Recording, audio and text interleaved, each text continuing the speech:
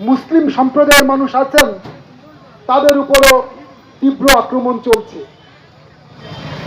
আপনারা আজকের পত্রিকাতে দেখেছেন যে বাংলাদেশের বর্তমানের ইউনূস সরকার তারা সিদ্ধান্ত নিয়েছে যে বাংলাদেশের যে স্লোগান জয় বাংলা, এই জয় বাংলা স্লোগানটাকে নিষিদ্ধ করা হয়েছে। আপনারা দেখেছেন যে ছাত্র আন্দোলনের পরিণতিতে কিভাবে বঙ্গবন্ধু শেখ মুজিবুর রহমানের তার মূর্তিকে ভেঙে ফেলা হয়েছিল। এবং শুধু তাই না, আজকে বাংলাদেশে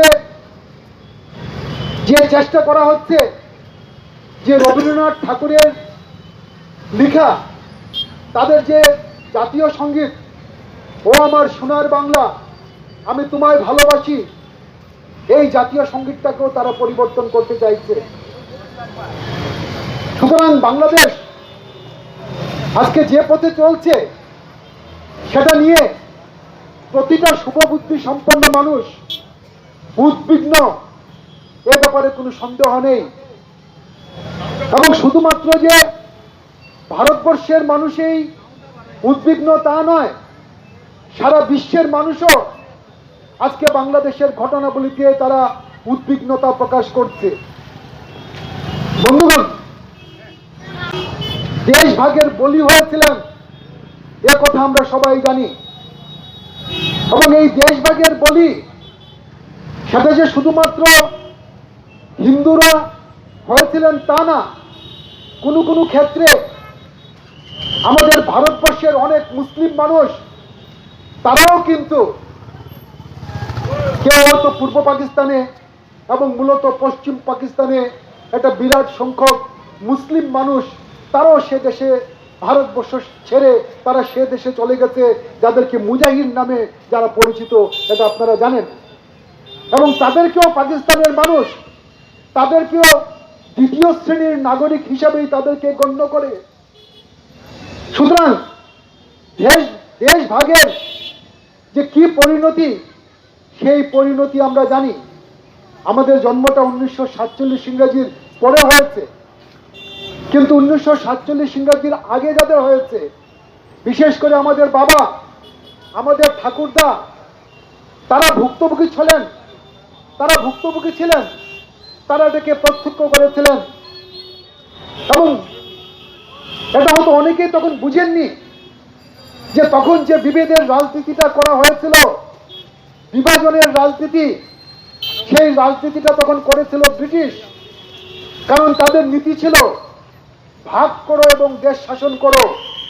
তার যে ফ্রন্ট, যে এপিপি সম্ভবত, তারা আজকে ক্ষমতায় এসছে। আজকে ফ্রান্সে আজকে পরিবর্তন হচ্ছে। তো আপনারা যদি ভাবেন মানুষকে বোকা বাড়াবেন আর মানুষ চুপচাপ থাকবে, মানুষ বেশি দিন চুপচাপ থাকবে না, মানুষ তার প্রতিবাদ করবে বন্ধুগণ। সুতরাং আমরা করজোরে আপনাদেরকে বলছি, আরএসএস, বিজেপি, তাদেরকে বলছি, তাদের মধ্যে অনেক ভালো মানুষ আছেন, আমি জানি, আমার সঙ্গে ব্যক্তিগতভাবে পরিচয় আছে। আমি তাদেরকে বলছি আপনারা চিন্তা করুন এটা কি রাজনীতি চলছে। সুতরাং বাংলাদেশের ঘটনা নিয়ে আপনারা দেশের ভেতরে হিন্দুত্ব জাগিয়ে তুলে আপনারা ফায়দা তুলবেন, আপনারা আবার এমএলএ এমপি হবেন, মন্ত্রী হবেন, এই যে রাজনীতি। এবং এমএলএ এমপি মন্ত্রী হয়ে আপনারা তো গরিব হিন্দুর স্বার্থ রক্ষা করবেন না, হিন্দুর স্বার্থ রক্ষা করছেন না, আপনারা স্বার্থ রক্ষা করছেন আদানির স্বার্থ রক্ষা করছেন, আপনারা স্বার্থ রক্ষা করছেন আম্বানির স্বার্থ রক্ষা করছেন, ভারতবর্ষের বড় বড় পুঁজিপতিদের স্বার্থ রক্ষা করছেন হিন্দুত্বের নাম নিয়ে। সুতরাং আপনারা এইগুলা থেকে বিরত থাকুন। আমি যারা এখনো অনেক ভালো মানুষ আছেন যারা বিজেপির সঙ্গে আছেন, আমি জানি আরএসএস এর সঙ্গে আছেন, আপনারা চিন্তা করুন বন্ধুগণ। সুতরাং বাংলাদেশের ঘটনাবলীর ব্যাপারে এই কথাগুলি বললাম। আমরা উদ্বিগ্ন, আমরা চাই অতি সত্বর বাংলাদেশে এই সমস্ত বন্ধ হোক, নাহলে বাংলাদেশে গৃহযুদ্ধ আসন্ন। বাংলাদেশে বিরাট সংখ্যক ধর্মনিরপেক্ষ মানুষ আছেন যারা মুসলিম, বাংলাদেশে যদি তালিবানি রাজ প্রতিষ্ঠা করতে চায়, বাংলাদেশের মহিলারা এটাকে মেনে নেবে না। বাংলাদেশের মেয়েরা, বাংলাদেশের মহিলারা অনেক অ্যাডভান্স, অনেক অ্যাডভান্স। বাংলাদেশ অন্যান্য মুসলিম দেশের মতো না। তাই বাংলাদেশে গৃহযুদ্ধ আসন্ন। আপনারা, আমি এখানে বলে রাখলাম, দেখবেন আপনারা বাংলাদেশে কি অবস্থা হয়। হয়তো এই মুহূর্তে ধর্ম নিরপেক্ষ শক্তি একটু বেকায়দায় আছে, এটা বেশি দিন থাকবে না।